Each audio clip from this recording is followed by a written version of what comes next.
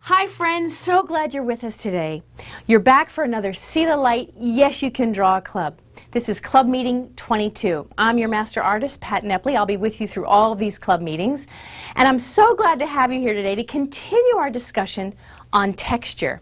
Tools for texture. This is important to know what the right tool is in order to get the texture effect that you want.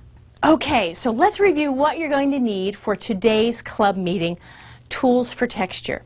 You'll need a couple sheets of white paper. Any kind of paper at home is fine. Just have 3 of them. You'll need a standard pencil. You'll need a fine black pen. That has a really fine tip. But you'll also need a Sharpie marker that has a broader black tip. You'll need a really good eraser. You'll need an old crayon, one that you can peel the paper off of. And then you'll need your set of crayons, and make sure there's a gray crayon in there. So the last time we were together, we talked about texture, how something feels, and as an artist, how you draw it so you can show how it might feel.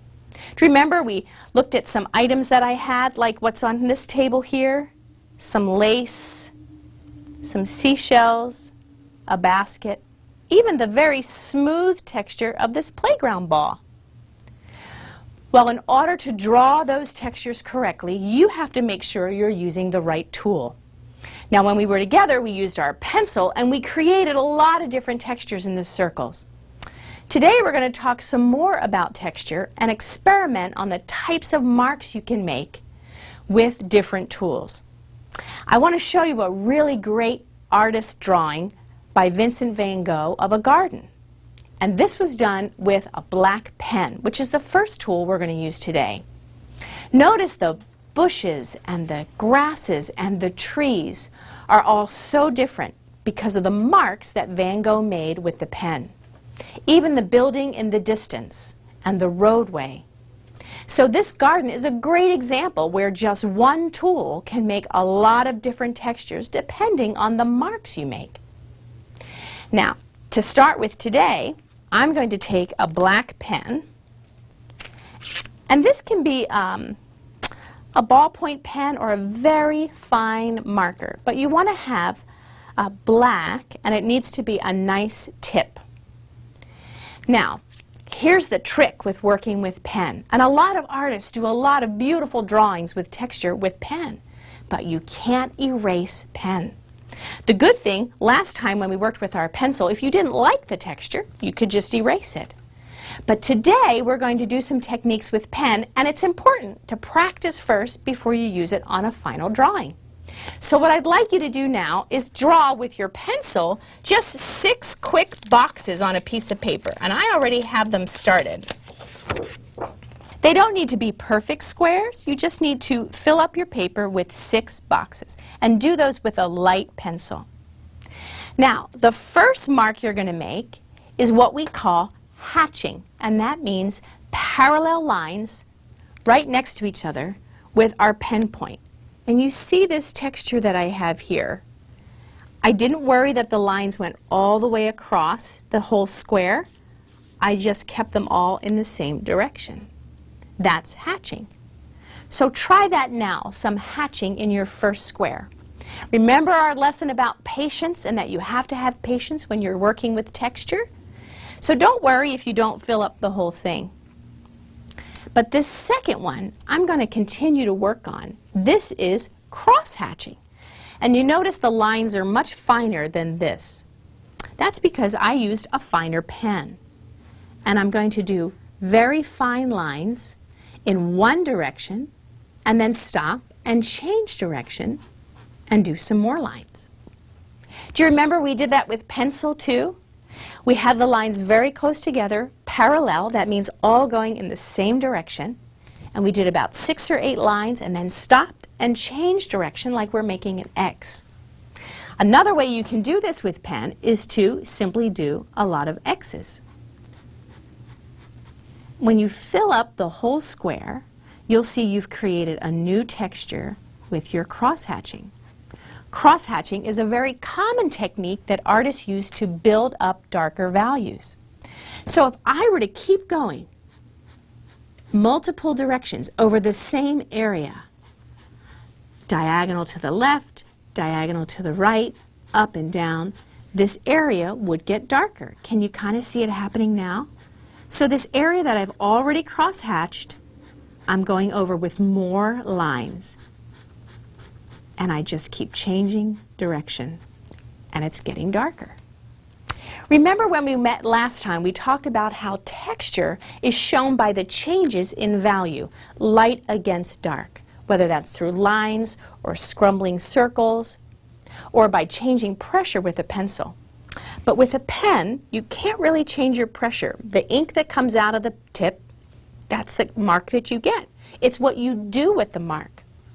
So for our next technique, we're going to do something called stippling. And this is so much fun. It's making tiny dots over and over. Now don't press so hard that you hurt the point of your pen, but by making our dots over and over next to each other, you create a texture. Depending on how close the dots are to each other, creates the value. So you see in this corner here, which is where I want you to start, just start making dots. Don't try to plan where they go or make them all in a row. Just keep making the dots. And if you keep making them all close to each other, it will be a darker value. But as you spread the dots apart, so there's more space in between, it's a lighter value. Now the stippling technique with a pen is also a common technique that artists use to make an ink drawing, to change value.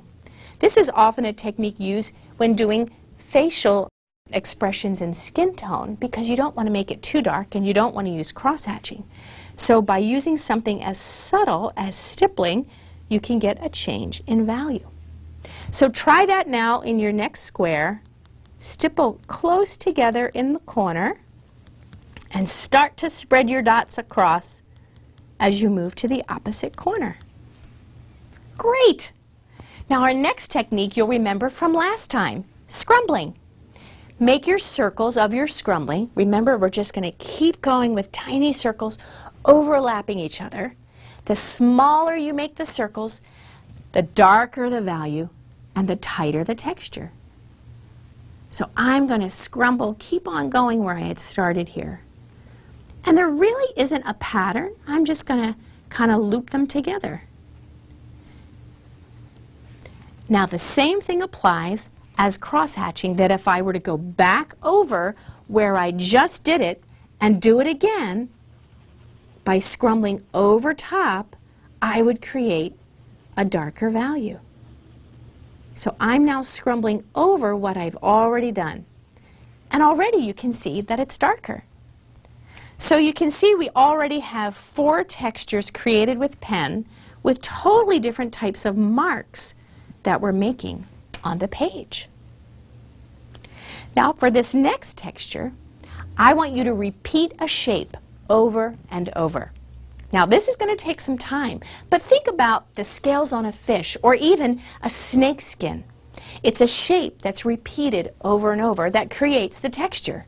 So a diamond shape, if I were to repeat a diamond shape, very small with my pen, making tiny marks, tiny diamonds over and over that all connect, I would have a texture. This is where patience really comes in handy. Sometimes we don't want to finish. It's just so much work. But friends, if you take the time to create a texture and you're patient, you will have great results. Because yes, you can draw. It just takes some practice.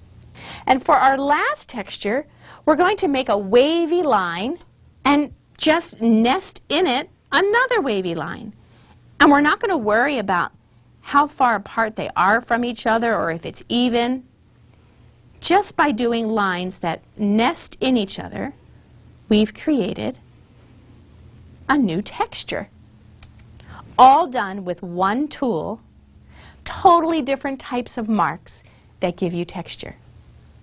Now when I say mark, what am I talking about? A mark, whether it's with a pencil or a pen or a piece of pastel or a crayon, it's when you're applying pressure onto your surface, your paper, and you're making a mark with whatever that tool is. It reminds me of a great Bible verse I want to share with you today about being marked. When something is marked, it's a visible sign of something. Have you ever had a paper marked where the teacher marks what's correct or what's not? That's a symbol of what you've done correctly or incorrectly. It's been marked. We're marked. Here's a great verse.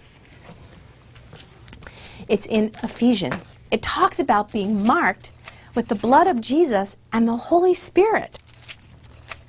It's Ephesians 1:13. And you also were included in Christ when you heard the word of truth, the gospel of your salvation. Having believed, you were marked in him with a seal, the promised Holy Spirit. Now, it's not a mark that you can see, not anything on your head or on your body. It's in your heart. You are marked because you belong to him, because you believe. And that means you'll have his Holy Spirit with you forever. That's a great mark. I'm glad I'm marked by Jesus. I'm his. So when we're talking about marks, whether it's marks we make on a paper or a mark that we have on us as followers of Jesus, we want to make sure that those marks are solid, firm. And that's why all these marks that you're making with the pen can really result in amazing drawings. But there's lots of different tools for different things. So how do you know what's the right tool? So here's what I'd like to do. I'd like to use different tools to do the exact same drawing, but different tools so you can see what the result is. So here's where we're going to use a pencil, a pen, your Sharpie marker, and a crayon. So first take our pencil, and you're going to draw 4 teardrop shapes on a piece of paper. You know what a teardrop shape is, kind of like a long egg. So it's wider at the back and narrower at the front. But we're going to make these teardrop shapes mice. So we'll give them some ears and a tail. And they don't have to be exactly the same, but this is just for our little exercise on understanding tools for texture.